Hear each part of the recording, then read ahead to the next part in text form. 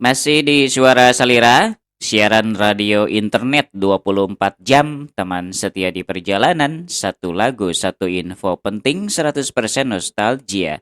Untuk hari ini, hari Selasa ya, tanggal 17 Desember 2024. Di Suara Salira, sahabat akan mendapatkan informasi penting terkini seputar berita nasional yang dirangkum oleh tim Suara Salira dengan singkat, padat, dan jelas sepanjang hari ya.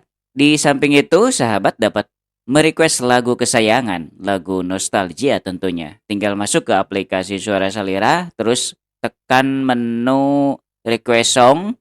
Nah, tinggal dipilih lagunya, lagu akan tampil, akan diputar 5 menit kemudian setelah proses request. Masih di Suara Salira, siaran radio internet 24 jam, teman setia di perjalanan. Satu lagu, satu info penting, 100% nostalgia. Untuk hari ini Selasa, 17 Desember 2024. Di samping dapat menyimak info penting terkini yang disajikan oleh tim Suara Salira di setiap saatnya, seharian, sahabat juga bisa request lagu nostalgia ya. Ada ratusan, sekarang itu 300 lebih ya, 300 lebih lagu nostalgia yang bisa dipilih. Caranya tinggal masuk aplikasi Suara Salira, kemudian di sana ada menu request song, pilih lagunya.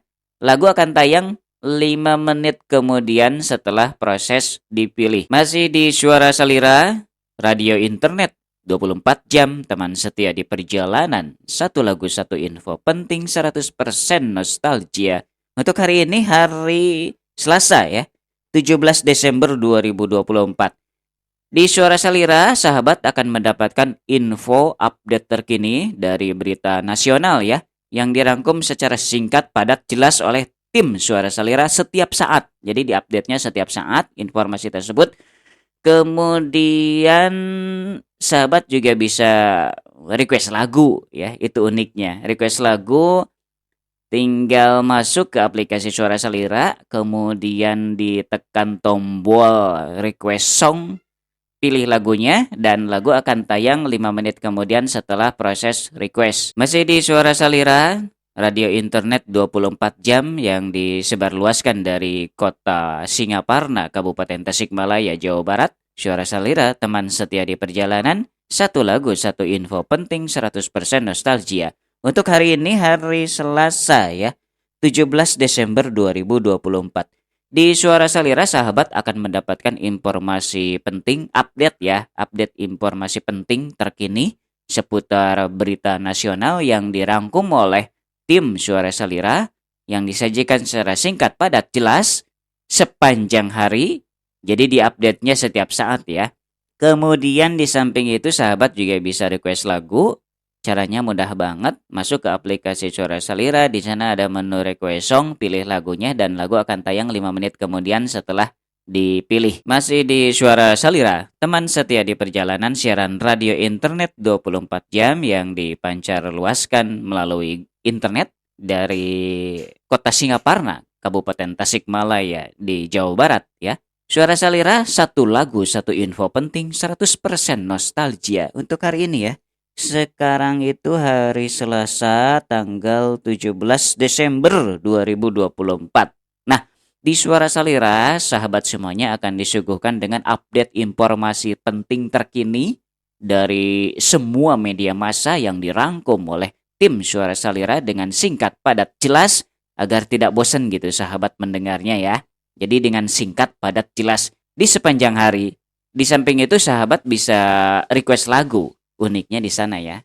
Di Suara Salira bisa request lagu sesuai keinginan, lagu nostalgia tentunya. Caranya masuk aplikasi, di sana ada menu request song. Kemudian tinggal pilih lagu-lagunya, di sana ada tombol request. Di sebelah lagu itu ada tombol request. Pilih lagunya dan lagu akan tayang 5 menit kemudian setelah proses di request. 10 negara dengan tarif PPN tertinggi di dunia. Berikut ini daftar 10 negara dengan tarif pajak pertambahan nilai atau PPN tertinggi di dunia. Yang pertama ada Swedia 25%, kemudian Denmark juga sama ya, 25%.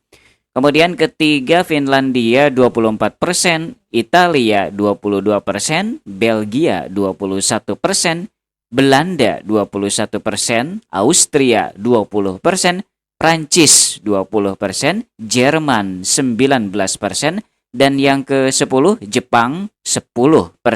Media sosial dihebohkan oleh isu yang menyebut Jos Sugama Halim, anak pemilik toko roti di Penggilingan Cakung, Jakarta Timur, dibekingi oleh anggota TNI.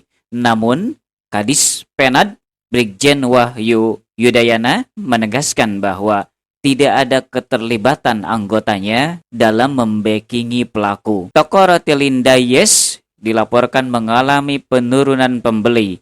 Spekulasi yang beredar bahwa situasi ini terkait dengan kasus penganiayaan yang melibatkan Jos Sugama Halim terhadap seorang karyawati. Komisi Pemberantasan Korupsi (KPK) menggeledah kantor Bank Indonesia, termasuk ruang kerja Gubernur BI, pada Senin 16 Desember malam.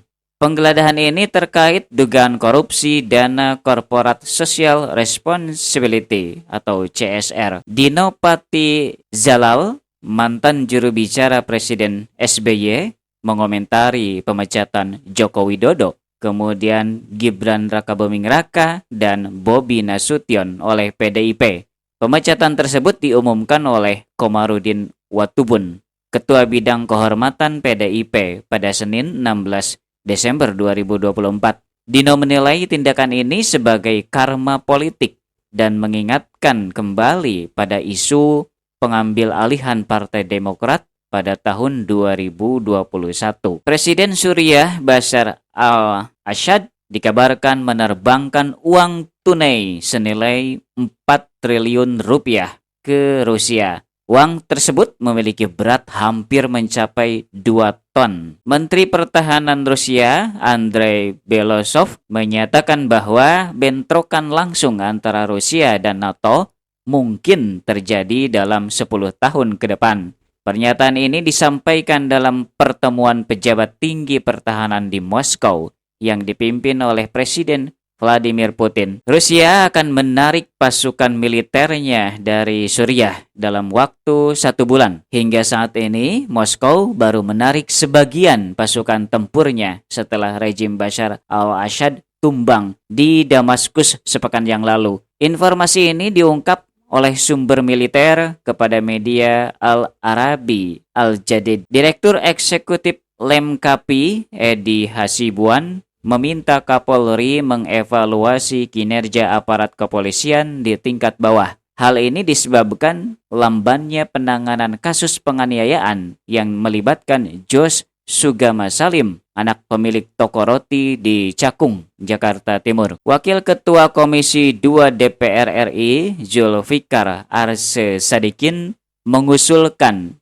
pemisahan waktu pelaksanaan pemilu nasional dan lokal. Usulan ini bertujuan untuk menghindari dampak negatif dari penyelenggaraan pilkada langsung. Sistem operasi buatan Cina terus mengalami perkembangan pesat. Kemajuan ini disebut-sebut berpotensi mengancam dominasi sistem operasi Android di pasar global. 5 negara pemberi pinjaman terbesar ke Indonesia. Berikut ini adalah 5 negara ya pemberi pinjaman terbesar ke Indonesia.